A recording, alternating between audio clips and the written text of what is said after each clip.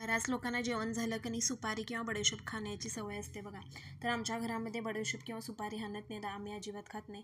तर बडीशोप आणि बाकीचे आयटम घालून काय खातो ते तुम्हाला दाखवते. बडीशोप, अळशीची बी आणि पांढरी तीळ आणि ओवा हे सगळं स्वच्छ करून घ्यायचं, माती वगैरे असते त्याच्यातली काढून टाकायची आणि ही वेगवेगळं भाजून घ्यायचं. आता मी पहिल्यांदा 5 चमचे बडीशोप घेतले, ते व्यवस्थित अगदी भाजून घ्यायचे मंद गॅस. अळसी बी 2 चमचे घेतले, म्हणजे फ्लॅक्सीड 2 चमचे घेतले, ते सुद्धा चडचड भाजून घेतले.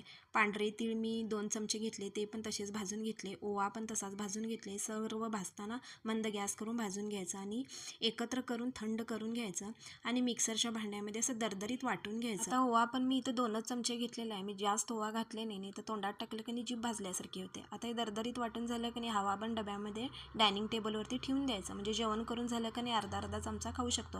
हे लहानांपासून मोठ्यापर्यंत खाऊ शकतो, कारण लहान मुलांची पोट वगैरे दुखत असते, चावत असते थंडीमुळे, त्यांच्यासाठी तर खूपच चांगलं. तुम्ही एकदा नक्की ट्राय करून बघा. व्हिडिओ आवडला असेल तर लाईक सबस्क्राईब करायला विसरू नका.